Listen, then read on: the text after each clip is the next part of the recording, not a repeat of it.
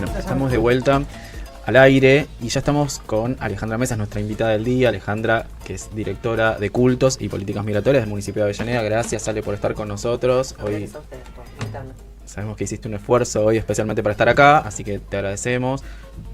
Hoy particularmente nos convoca a conversar sobre lo ocurrido el 21 de abril, que tocó despedir a Papa Francisco. Bueno, en esta semana se hicieron las misas de exequias y bueno, se lo recordó en todo el mundo. Se empiezan a hacer en realidad análisis sobre el legado que deja, porque entendemos seguramente va a llegar un tiempo que eso se vaya asentando también y tomando forma, pero queremos conversar eso sobre cómo lo ves vos en cuanto al legado acerca de la migración particularmente, que son tus temas, ¿no? Bueno, primero muchísimas gracias por invitarme, como siempre, y bueno, con respecto a Francisco, al Papa Francisco, creo que todos vamos tomando un poquito conciencia de lo que ha significado su paso por la Santa Sede como Papa. O sea, realmente ha dejado huella y creo que, bueno, por ahí los que estamos, yo más allá de ser directora de cultos y políticas migratorias en el municipio, soy creyente, soy católica y vengo de una historia dentro de la iglesia, dentro de la pastoral migratoria en particular, en el equipo pastoral paraguayo en sus momentos, en el departamento de migración del Arzobispo de Buenos Aires hasta el año 2006, 2007, en el 98, 99. Y todos más o menos los que estábamos dentro del ámbito conocemos que Jorge Bergoglio, el padre de Jorge, realmente acompañó siempre a la pastoral migratoria y creo que lo que hizo fue trasladar realmente lo que hacía acá. Trató de trasladarlo, que no debe ser absolutamente nada fácil, ¿no? a toda la iglesia. Así que el legado que deja, no solo en la pastoral migratoria, sino en el acercamiento al pueblo de Dios, es enorme.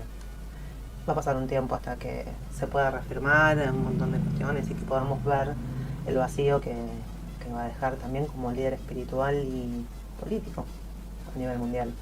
Mucha gente que es atea, agnóstica, que no es parte, o que son de otras religiones, que no son parte de la Iglesia Católica, ha sentido la pérdida, porque ha ocupado un rol realmente de búsqueda de diálogo y de una apertura que no se ha visto a lo largo de tantos años. Así que bueno.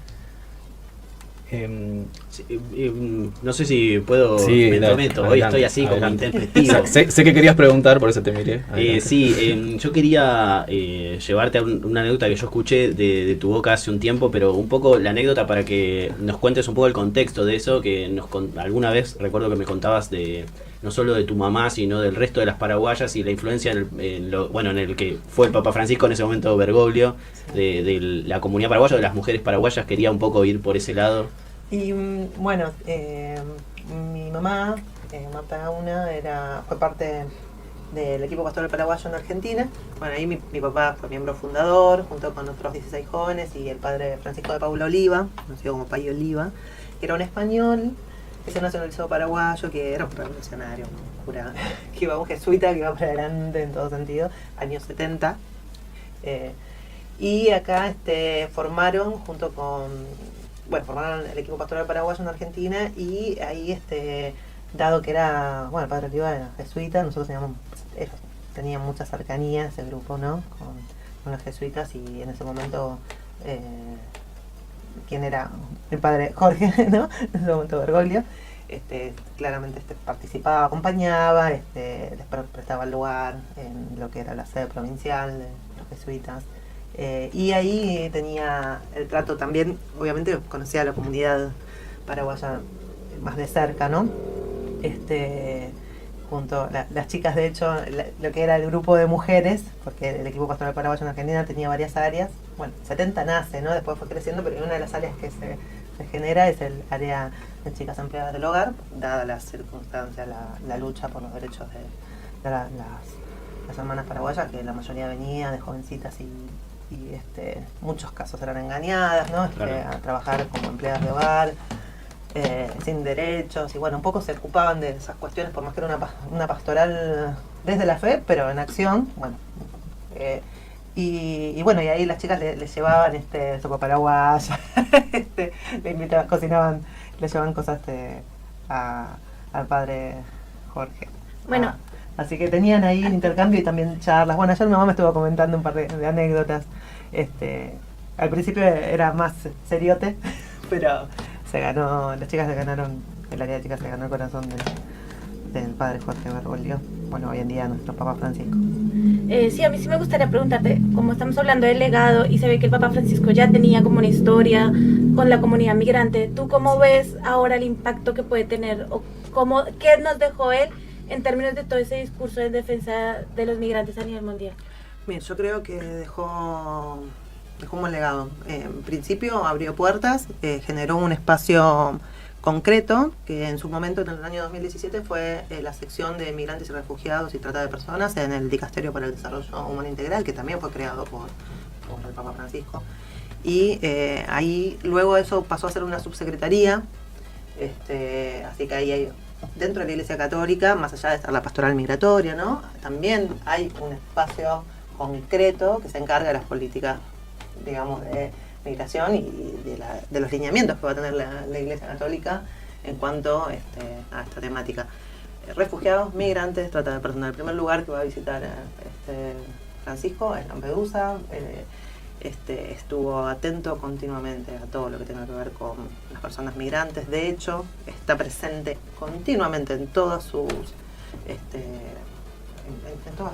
ya sean las homilías, en los discursos, en los documentos, encíclicas, realmente, y uno se da cuenta nomás, no estudiando, sino viendo hasta los discursos de las personas que no tienen que ver con nuestro ámbito migratorio. El otro día leí algo de Flor de la B, que escribió en página 12, que ella lo escribe desde también, porque... impensado, en otro contexto impensado. Tal cual, pero bueno, es alguien que también se sintió cerca de la iglesia, justamente, y contó el porqué. Porque hay muchas historias que van surgiendo ahora, ¿no? Ella en particular cuenta que pudo bautizar a sus hijos. En otro momento hubiese sido impensado. Y no fue con el Papa Francisco, sino fue con el cardenal Bergoglio. En realidad, creo que fue García Cuerva, pero con la pidió, anuencia de, claro. Claro, con la anuencia de quién era el cardenal Bergoglio en ese momento. Entonces, creo que esos son los signos que algunas personas dicen, no, bueno, pero no se cambió la doctrina, no se cambió esto.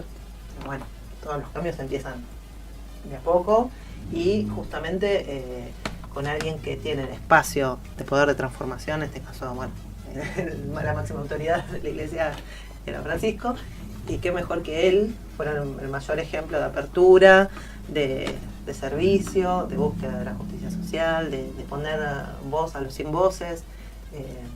Así que bueno, con respecto a lo que es migración y refugiados, estuvo totalmente atento y generando espacio concreto, no solo la pastoral migratoria que ya existía, sino dentro de las escrituras, digamos. Yo hago un comentario respecto de eso, se dice mucho o leí mucho como en estas notas post fallecimiento de que él empieza su papado con el viaje a Lampedusa y termina en la última reunión. Uno de los temas que plantea en el diálogo con el Estado de Estados Unidos es el tema de la migración, como estuvo presente todo el tiempo. Y yo quería señalar que en un poco esos hace 20 años atrás, en el contexto de él en Buenos Aires, también se daban los debates del jubileo y al mismo contexto que se daban los debates en lo que fue después la ley de migraciones. Y parte también pasa eso, no sé, cuando uno mira para atrás, también ve esto, que hay un Bergoglio que venía ocupándose del tema también hace 20 años atrás, en la particularidad del contexto. Sé que como eso, vos venís de la comunidad paraguaya, tenías mucho contacto con él, lo sabés de primera mano, pero bueno, quizás no es algo que ahora se hace masivo, pero que no necesariamente es algo que se sabía que era su tema. Él venía trabajando eso, siempre venía trabajando ese tema. Sí. Bueno, esto de lo que yo estoy comentando, de las pequeñas anécdotas, así de que tienen que ver con la vida en realidad de mi mamá, de mi papá, que eran de la pastoral migratoria del EPA en el año 70, en los 70, digo, nada, eso siempre estuvo presente en el diálogo, el nombre de él y el acompañamiento. Bueno, en Barracas 21 siempre iba a él a hacer las misas para el Día de la Virgen de la Cupé. Era como tan naturalizado para nosotros, hablo yo, ¿no?, de toda mi infancia, mi adolescencia, de todo lo que el EPA estaba en más de 300 barrios y mi papá era visitar seguido todos los lugares, realmente estuvo acompañando siempre. Y quizá lo que se puede ver con perspectiva es que justamente, y poner en valor, ¿no? Esto, de que estuvo presente en los territorios.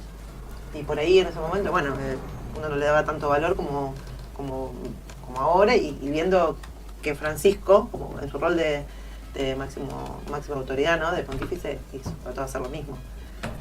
Y que no es fácil. Uno de los temas que rescata Francisco en relación a la migración y como algo central es el derecho a no migrar, a quedarse en su propio país, a desarrollarse donde uno nació también. Por ahí te saco un poco del tema, pero como sé que te encanta discutir de política, bueno, ¿qué reflexión te merece esa parte en un país como el nuestro, también que está atravesado por ciclos económicos tan abruptos y que pareciera no encontrar un horizonte hace unos años ya? Y a veces charlamos con algunos compañeros, ¿no? Creo que bueno, los estados se tienen que hacer cargo de que nosotros vivamos dignamente, ¿no?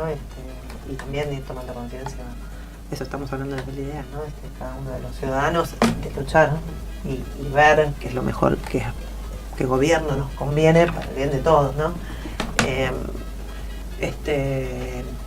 Creo que es real, yo no quiero poner nombres de países porque lo tengo como muy pensado, ¿viste? Pero no sería justo. Pero bueno, no es una cuestión de que existe derecho a migrar y no, que en todos los lugares hay que recibir, y bueno, entonces que se haga cargo del otro país. Me parece que hay una cuestión de que sí, está bien, lo ideal sería que yo elija irme de mi país porque quiero, por lo que sea. Y bueno, y que el otro lugar sí me reciba porque tengo derecho a migrar y tengo derecho a vivir dignamente en cualquier lado del mundo. Pero lo que pasa es que hay muchos lugares que no terminan de... Todos, ¿no? Bueno, Argentina se está destruyendo el Estado, pero lo están destruyendo desde adentro, un topo que fue elegido democráticamente, ¿no? Pero bueno, qué sé yo, Paraguay históricamente ha sido un país que termina siendo expulsivos con sus propios compatriotas, ¿no? Y digo, yo me enteré, creo, no sé si lo mencioné acá en algún momento, que no tiene Secretaría de Derechos Humanos. Como un país que tuvo 35 años de dictadura no tiene una Secretaría de Derechos Humanos a nivel nacional. Sí, eso me pasa. Vamos en ese camino, ¿no? Sí, a eso es lo que dices, le sumo mucho de que pues muchos países en diferentes conflictividades no tenemos eso, ni ministerio, ni secretaría, ni nada que tenga que ver con derechos humanos. Una locura. Y es complicado, sí. Sí, pero es una locura, me parece que es algo que nos llama a lucharlo de forma coordinada desde los diferentes, los que somos militantes, ¿no? Nuestro rol de militantes y no sé, a nivel coordinado, digo, a nivel latinoamericano.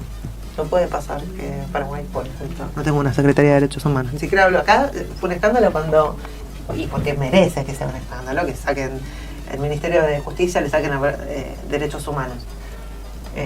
Imagínense, allá directamente no existe. Todo mal. Ale, no sé si escuchaste antes, pero estuvimos recomendando libros, es una nueva manía que tenemos desde el último programa, en algo que mencionaste muy interesante, que es la capacidad del Papa de interpelar a sectores que no están para nada, no se sienten para nada cerca de la Iglesia, y eso se propone explícitamente en la encíclica Fratelli Tutti, y que se dedica en buena medida a este tema, así que podemos recomendar también que la gente se acerque, quien quiere acercarse desde una lectura, desde un análisis. Está escrita para eso, especialmente para quien no es parte de la Iglesia. Y bueno, me parece que es lo que más tiene que hacerse en estos tiempos, no solo dentro de la Iglesia, no vuelvo a repetirlo, hablo como creyente, sino también en todos los sectores en los que estamos, poder tener un poco más de apertura y bueno, realmente generar hermandad. La palabra fraternidad, que yo siempre, bueno, mi familia siempre se utilizó, pero porque viene de toda, ¿no? Quizá de los 70, de las formas de militar, qué sé yo, de generar colectivos, construcción. Bueno, se hablaba de hermandad, en los 70 se hablaba del hombre nuevo, ¿no? Qué sé yo, eso me parece que lo bueno lo tenemos que tomar. Y en cuanto a lo que es la fraternidad, es algo que creo que se ha perdido. También en su momento, por mi forma de llevar adelante como militante, ¿no? En algunas cuestiones me han cargado, vos te crees que estás en una pastoral. Digo, no sé, cada uno como puede y con lo que tiene, con las herramientas que tiene, pero justamente en los espacios en los que estás no hay nada mejor que ser fraterno. Si no, no sirve, digo, ya sea un espacio político partidario, sea un espacio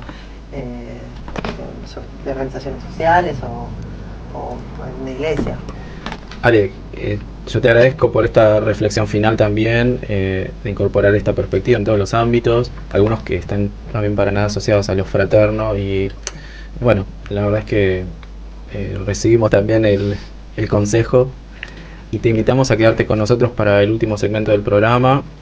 Si no, sé que nos seguís en Instagram, pero Sí. si no estás participando todavía por el sorteo del libro, podés comentar en la última publicación o la historia y en unos minutitos vamos a estar sorteando. Nos vamos a una muy breve pausa y está con nosotros la doctora Fresa.